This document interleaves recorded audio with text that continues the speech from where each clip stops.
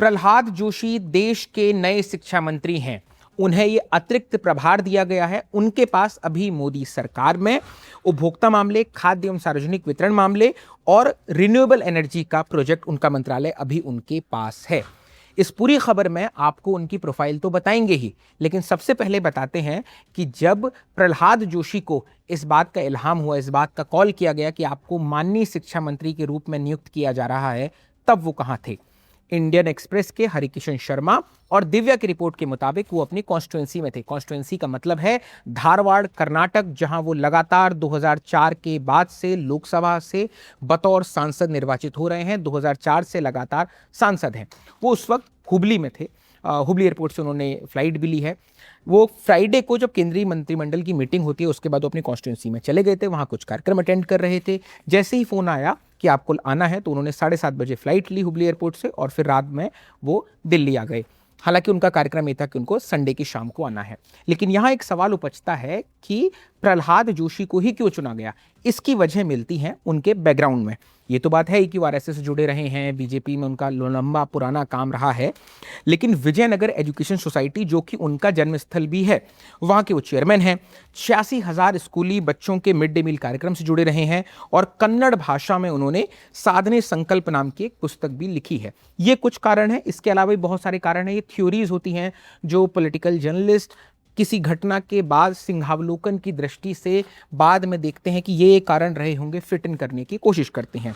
उनका लंबा राजनीतिक सफर रहा, जैसा कि हमने आपको बताया कि 2004 से वो लगातार धारवाड़ सीट से चुने जाते रहे थे। 1995 से 98 तक धारवाड़ जिला अध्यक्ष भी रहे। 98 से 3 तक वो भाजपा के महासचिव रहे और 2012 से 16 तक कर्नाटक भाजपा के प्रदेश अध्यक्ष भी रहे थे। आरएसएस में जो 1990 से उनका जुड़ाव रहा था और 90 के दशक की शुरुआत में ही हुबली ईदगाह मैदान में तिरंगा फहराने के बाद उस आंदोलन में वो चर्चा में आए थे। कश्मीर बचाओ आंदोलन में भी उन्होंने सक्रिय भूमिका निभाई थी। पॉलिटिकल जर्नलिस्ट बताते हैं कि इनके पूरे प्रोफाइल के मेन हाईलाइटेड पॉइंट्स थे, उनके जो क्लेम टू फेम के तर्क गिने जा सकते हैं यहाँ से। 2019 से 24 के बीच में वो संसदीय कार्य मंत्री, कोयला मंत्री और खान मंत्री भी रह चुके हैं। जो माइंस का डिपार्टमेंट होता है, बड़ा नाजुक मंत्रालय माना जाता है, उसके भी वो मुखिया रहे थे, मंत्री रहे थे।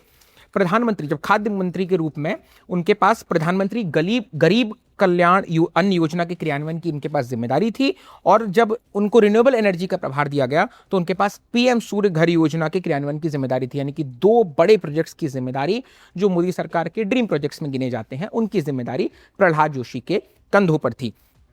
उनकी पत्नी का नाम है ज्योति जोशी, 3 बेटियां हैं, हिंदुस्तानी शास्त्रीय संगीत सुनते हैं और पिता रेलवे में कर्मचारी थे। संसद में दी गई जानकारी के अनुसार पेशे से व्यापारी हैं। प्रहलाद जोशी को ये नया डिपार्टमेंट मिलना किस तरह देखा जाएगा पॉलिटिकल सर्कल्स में, इस पर हम ज़्यादा लंबी बात करेंगे। लेकिन फिलहाल उनके आरएसएस से जुड़ाव, उनके विजयनगर एजुकेशन सोसाइटी में उनके रोल, उनके कंट्रीब्यूशन को देखते हुए और उसके अलावा जब ये स्थिति हम देखते हैं कि धर्मेंद्र प्रधान तुरंत फौरन इस्तीफा देते हैं, तो राष्ट्रपति की तरफ से जो प्रेस रिलीज आती है उसमें एक लाइन तो ये लिखी गई एक पैराग्राफ में कि धर्मेंद्र प्रधान का बतौर शिक्षा मंत्री इस्तीफा स्वीकार कर लिया गया है और फिर उसमें यह भी जोड़ा गया कि उनको ये एडिशनल डिपार्टमेंट प्रहलाद जोशी को शिक्षा मंत्री का दिया जा रहा है।